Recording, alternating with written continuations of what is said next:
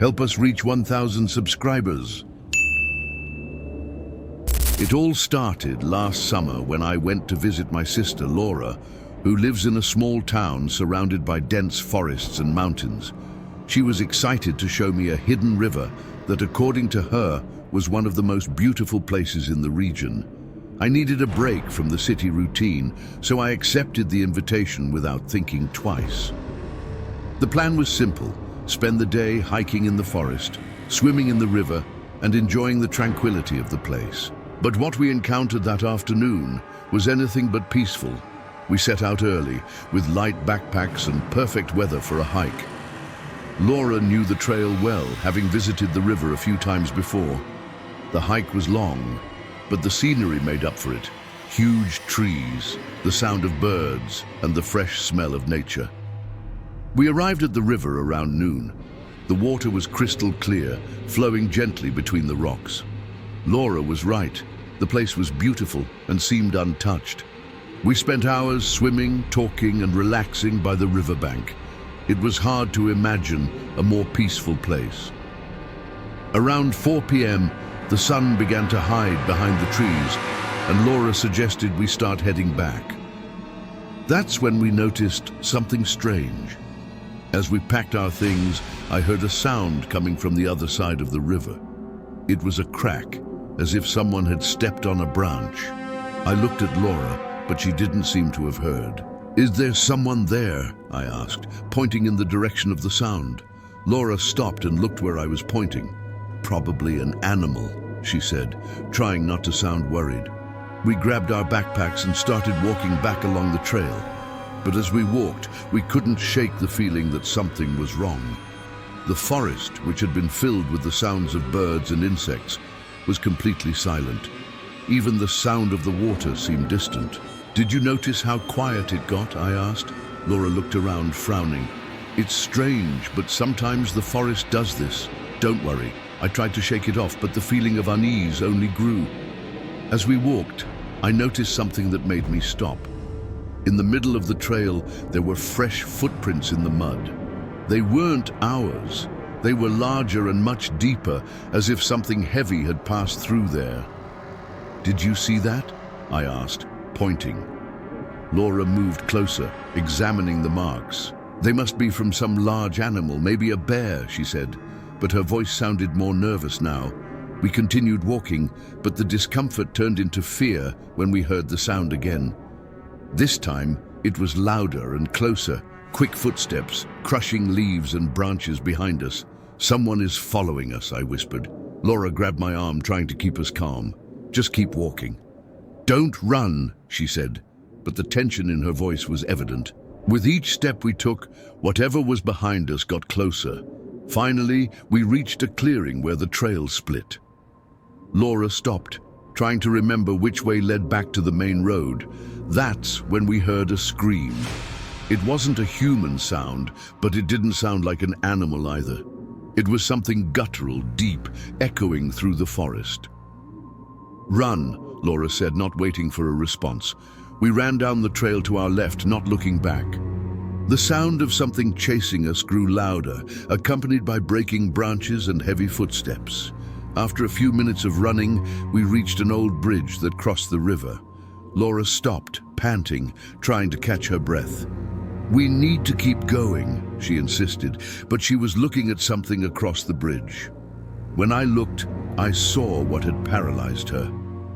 On the other side, hidden among the trees, was a figure. It was tall and thin, with arms too long for a human. We couldn't see its face, but we knew it was watching us. The figure didn't move, but that made it even more frightening.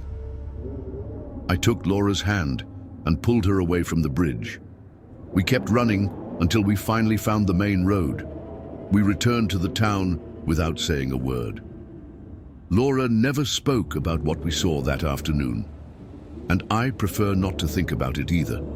But sometimes when I'm alone at night, I remember that scream and the figure in the forest. Some places were not meant to be discovered. Report 2. Last summer, I went to visit a childhood friend, Dylan, who lived in a small town surrounded by forests and mountains. He always talked about a river that ran through the area, a peaceful place perfect for relaxing. After years without seeing him, I decided to spend a weekend with him, and the river seemed like the ideal spot to catch up. What started as a pleasant afternoon turned into an experience that still haunts me. We arrived at the river in the early afternoon. The trail was narrow, winding through tall trees and dense woods. The sound of the running water was constant, mixed with the chirping of birds. Dylan walked ahead, telling stories about how he used to go to the river as a child. The place was exactly as he had described, peaceful and untouched. The water was crystal clear, reflecting the blue sky and the surrounding trees. We set our backpacks down on a rocky area and spent hours talking and exploring the spot. Around 5 p.m., the sun began to set, and the atmosphere took on a cooler tone. We decided it was time to head back, but as we prepared to leave, something caught our attention. On the other side of the river among the trees, a dark silhouette stood out. It seemed to be standing still, as if watching us. "Did you see that?" I asked, pointing. Dylan frowned. "It must be a log or a shadow. There's no one here." But the shape looked human. Though I couldn't see details, there was something about it that felt wrong. We ignored it and continued down the trail. The path seemed longer than on the way in, and the silence was almost oppressive. Even the sound of the birds had vanished, leaving only the sound of our footsteps and the water in the distance. It was then that we heard it. A rustle, followed by heavy footsteps in the underbrush. "Dylan, someone is following us," I whispered, trying not to panic. He stopped and looked back, shining the flashlight he had brought along the trail. We saw nothing, but the sound continued. "Maybe it's an animal," he said, trying to sound calm. The discomfort grew as we pressed on. Every time we looked back, we saw nothing, but the footsteps didn't stop.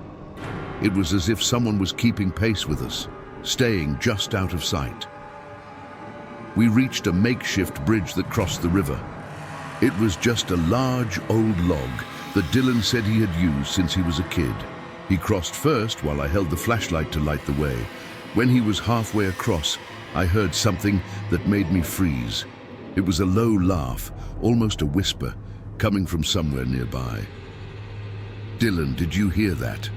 I asked, my voice trembling. He shook his head, but before he could respond, a scream echoed through the forest. It was high-pitched and prolonged, as if someone were in agony. We ran as fast as we could, ignoring the footsteps and focusing only on the trail. However, the feeling of being watched persisted. It was as if something was getting closer, even though we couldn't see it. As we rounded a bend in the trail, Dylan stopped abruptly. There was something in the middle of the path, a crouched figure facing away from us. We hesitated, trying to understand what we were seeing. The figure was thin, with unnaturally long and awkward limbs. Upon noticing our presence, it turned its head abruptly, revealing a face that looked wrong. It was human, but something about it was distorted, as if it didn't belong in that place. Without thinking twice, we ran. The sound of footsteps behind us grew louder, matching our movements. Every snapped twig and crushed leaf felt closer. Finally, we looked at the dirt road where we'd left the car. We jumped in and locked the doors, panting and terrified. Dylan started the engine, and we sped away as fast as we could. When I looked in the rearview mirror, I saw something that made my blood run cold. The figure was standing in the middle of the road, watching us as we drove away. We never returned to that river. To this day, Dylan refuses to talk about what happened, and I also avoid mentioning it. But sometimes, when I'm alone, I feel as if I'm still being watched. Some places should remain untouched. Report 3. A few years ago, I decided to camp alone for the first time. It was something I had always wanted to do, disconnect from the world, without distractions or company, just me and nature. I chose a remote place, an isolated river, surrounded by dense forests. Friends warned me that it was dangerous to go alone, but I ignored them. The idea of spending a night in such a quiet place seemed perfect. However, What happened that night made me swear never to camp alone again. I arrived at the site in the late afternoon. The river was as calm as I had expected, with crystal clear waters and surrounded by tall trees. There was no sign of other people, exactly as I wanted. I set up my tent in a flat area near the shore. The sound of the flowing water and the birds around created an almost surreal atmosphere. I prepared a campfire and sat down to enjoy the silence, admiring the stars in the sky at sunset. As the sun disappeared on the horizon, I began to feel a slight change in the environment. The sounds of nature faded and the wind that moved the trees ceased. It was as if the river had become quieter than it should have been. Around 9 p.m. I decided to go into the tent. The campfire was still burning, casting dancing shadows on the surrounding trees. I tried to relax, but a growing unease kept me awake. That's when I heard the first sound. It was a crack, as if someone had stepped on a nearby branch. I froze, holding my breath and listening intently. Another crack, this time closer. I slowly got out of the tent, flashlight in hand, and illuminated the area around me. Nothing. Just the campfire almost dying out and the reflection of the light on the water. I convinced myself it was an animal and went back inside. But the sound continued. Slow, deliberate footsteps moving along the riverbank. With my heart racing, I grabbed a knife I had brought for emergencies and stepped out of the tent again. The flashlight trembled in my hands as I illuminated the surrounding forest. On the other side of the river, I saw something that made me freeze. A figure was standing there. It was hard to distinguish details, but it looked like a person, motionless, staring directly at me. "Who's there?" I shouted, trying to sound confident, but my voice came out shaky. The figure did not respond. It stood there still as if watching me. I went back to the tent and zipped it shut, trying to think about what to do. Minutes passed, and the silence was so absolute that I could hear my own heart beating. That's when I heard another sound. Water. The sound of something crossing the river. The campfire was now almost out, leaving only a faint orange glow. I grabbed the flashlight again and pointed it at the river. The ripples in the water indicated that something was moving toward me. It wasn't an animal. It was too big for that. I wanted to run, but the forest was thick and dark. My only option was to stay in the tent and hope it was just my imagination. The sound of footsteps began again, now coming from the bank where I was. They were heavy, crushing the wet grass as they slowly approached my tent. Suddenly, everything went quiet. For a moment, I thought I was safe. But then, the tent zipper started to move. I screamed with all my might, pushing the knife toward the entrance of the tent. Outside, I heard a cry of pain, but it didn't sound completely human. I grabbed my things as fast as I could and ran down the trail, not caring about what I left behind. I only stopped when I reached my car, parked miles away. I never knew what happened that night. When I returned with the police the next morning, we found strange marks on the riverbank, like human footprints that disappeared into the water. I still have nightmares about that zipper opening, and since then, I swore never to camp alone again.